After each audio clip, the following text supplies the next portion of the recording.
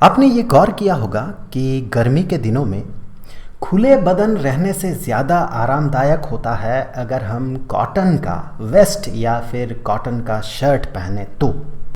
पर ऐसा क्यों होता है?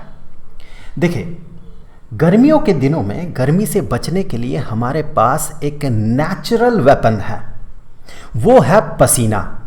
हम बहुत ही कम स्पीसीज में से हैं जिनके शरीर से पसीना निकलता है, परस्पायर करता है। जो पसीना हमारे बॉडी में जगह जगह पे ड्रॉपलेट जैसा बनता है, ऐसे ड्रॉपलेट की तरह बनता है और इस तरह से पसीना निकलता है। यहाँ पसीने में जो पानी है, मोस्टली यहाँ पर पानी होता है, वो एवोपोरेट करता है और एवोपोरेट करने के कारण ये बॉडी को ठंडा करता है।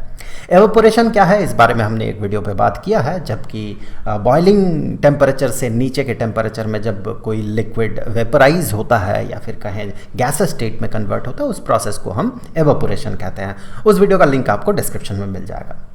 और फिर नेक्स्ट वीडियो में हमने ये भी बात किया था कि एवोपोरेशन किस तरह से बॉडी में कूलिंग करता है। जिस सरफेस में पानी है या लिक्विड है, वो एवोपोरेट करने से किस तरह से उस सरफेस को ठंडा करता है।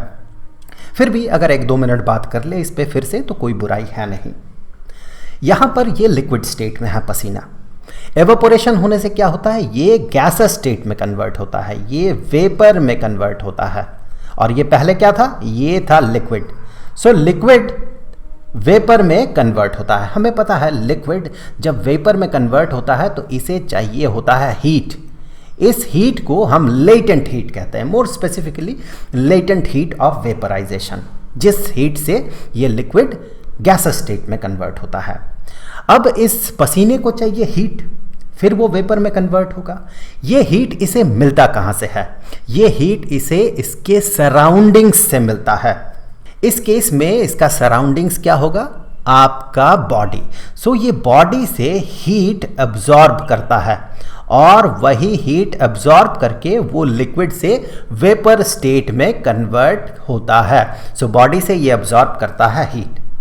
जब बॉडी हीट को लूज करता है तो बॉडी का टेम्परेचर घटता है। हमें पता है किसी भी बॉडी का अगर उससे हीट निकलता हो तो उसका टेम्परेचर घटता है, अगर उसे हीट प्रोवाइड किया जाए तो उसका टेम्परेचर बढ़ता है। तो इस केस में बॉडी से हीट बाहर निकलता है। कौन लेता है? पसीना, और लिक्विड से वेपर स्टेट में कन्वर्ट होता है।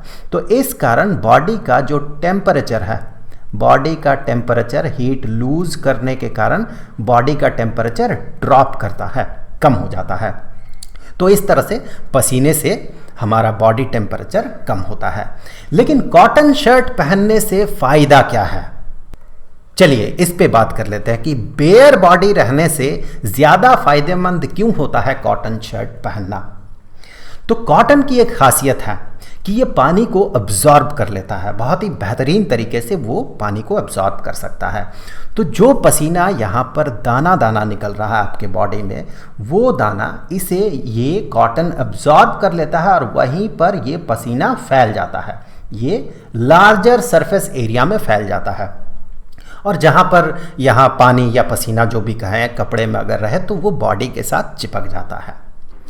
अब चूंकि पानी का सरफेस एरिया यहाँ पर बढ़ गया है, पसीने का सरफेस एरिया यहाँ पर बढ़ गया है, तो रेट ऑफ एवोपोरेशन वो ज़्यादा हो जाता है।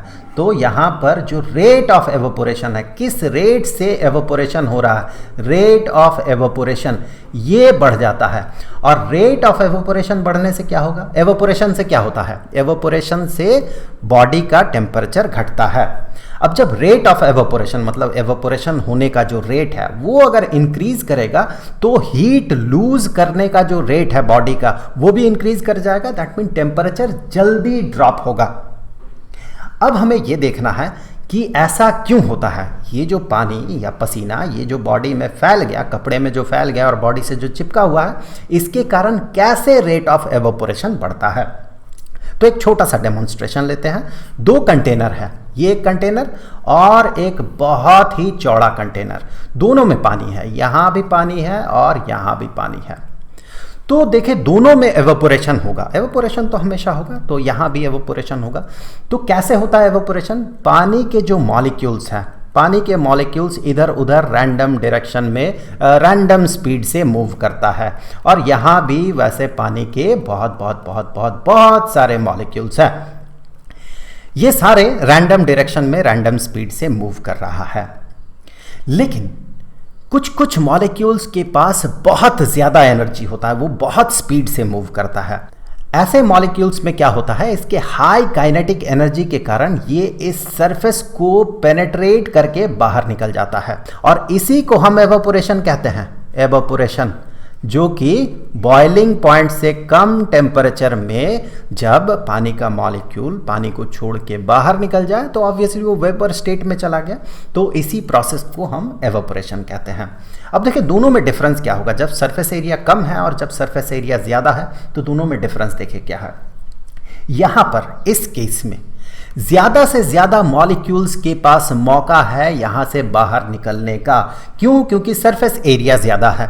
जैसे एक छोटा सा एग्जांपल लेते हैं कि आप लोग मान लें बहुत सारे दोस्त एक जगह पे खेल रहे हैं एक कमरे के अंदर, और आप लोग इधर उधर दौड़ रहे हैं और इसमें एक दरवाज़ा है, छोटा सा दरवाज़ा है, इससे आप लोग बाहर निकल रहे हैं दौड़ते हुए। जो भी दरवाजे के पास पहुंच रहा है वो सीधे दौड़ के बाहर निकल रहा है। अब मान लें कमरा ऐसा है, दरवाज़ा है ही नहीं, ये दीवार ही नहीं है, तो फिर देखिए यहाँ से ज़्यादा लड़के जो हैं एक साथ भाग सकते हैं, बाहर निकल सकते हैं, क्योंकि निकलने का स्कोप ज़्यादा है।